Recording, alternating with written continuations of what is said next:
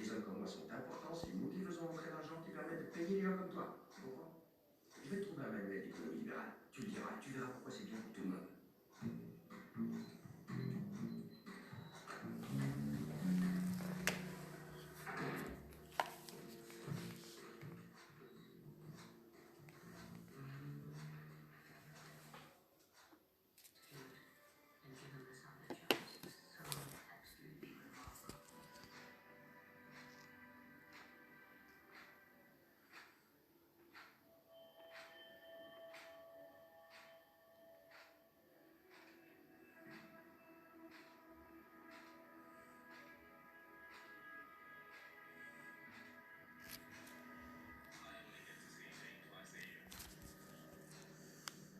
Je ne suis pas ici pour vous faire une théorie du complot, non. Je suis ici car j'ai vécu quelque chose de traumatisant avec ce dessin animé. C'était en 2000, je crois. J'étais adolescent et je regardais Télétoon avant d'aller au collège. Oui, j'aime bien les dessins animés. Et j'ai vu un épisode très bizarre d'Angela Anaconda. Déjà que j'étais pas fan de ce truc avant. Le générique était un peu déformé et les paroles ne voulaient rien dire. Je me disais que ça devait être un bug de ma télé. J'ai donc éteint, puis rallumé. Mais c'est toujours pareil. Au moment où normalement elle dit « Oh non, pas Nanette chérie », cette fois elle a dit « J'en suis sûr à 200%. Oh non, pas David Bautin. » Vous avez deviné, j'en suis sûr. David Bautin, c'est moi. J'ai eu un moment de surprise, puis je me suis dit que j'avais du mal à comprendre. Sauf qu'il y avait ma tête sur l'écran. En format comme dans le dessin animé. Mais mes yeux étaient rouge sang.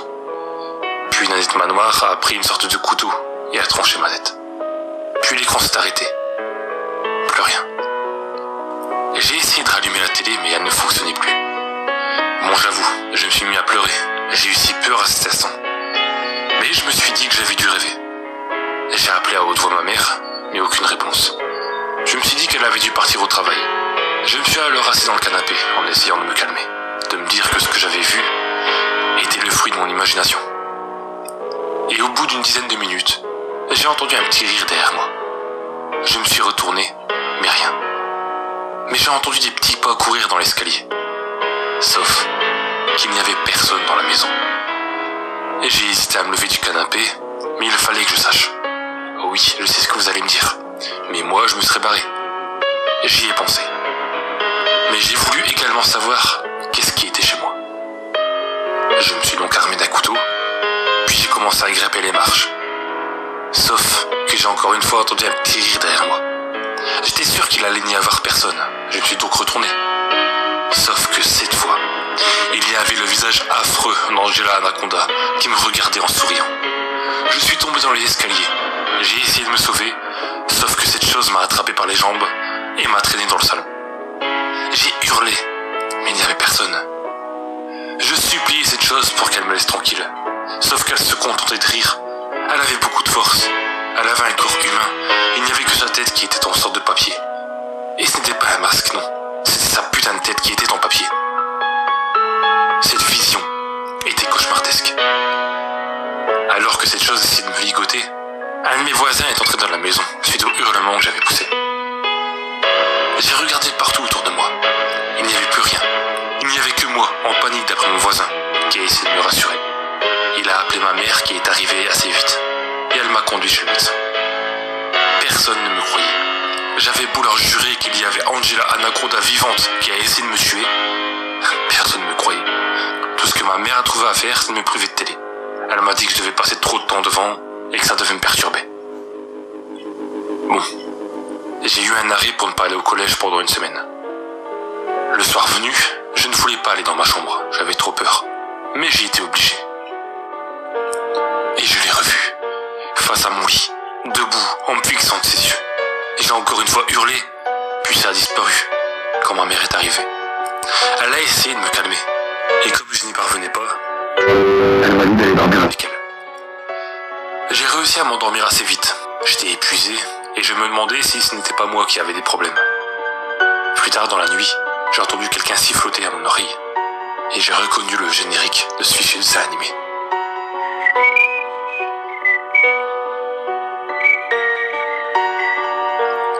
ouvert les yeux et la voix venait de derrière moi, à la place de ma mère. Je n'osais pas me retourner, mais Angela a poussé un hurlement tellement aigu que j'ai hurlé en faisant un bond. À la place de ma mère se trouvait Angela, qui avait son visage de papier couvert de sang. Avec son sourire, c'était une vision macabre. J'ai essayé de sortir du lit aussi vite que j'ai pu, mais encore une fois, je n'ai pas été assez rapide. Alors qu'elle tentait encore une fois de me ligoter, j'ai réussi à lui mettre un coup assez fort pour qu'elle me lâche, et j'en ai profité pour partir en courant. J'ai essayé d'ouvrir la porte, mais celle-ci était fermée. J'ai entendu Angela me dire « Tu penses vraiment que j'ai laissé les portes ouvertes ?» Puis elle s'est mise à rire. J'ai été chercher un couteau, et une partie de cache-cache a débuté. Je me suis caché derrière une porte, et j'ai entendu me dire « On a besoin de toi, David. Il manque des personnages dans la série. » J'ai pleuré en silence. Cela voulait dire que tous les personnages de ce dessin animé étaient des êtres vivants avant. Puis elle m'a dit « Allez, chante avec moi. Je m'appelle Angela, c'est mon nom.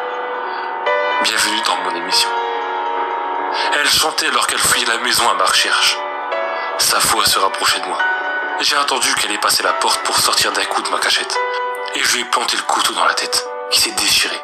Cette chose est tombée sur le cou. Elle convulsait, et plein d'encre sortait de l'entaille de son crâne.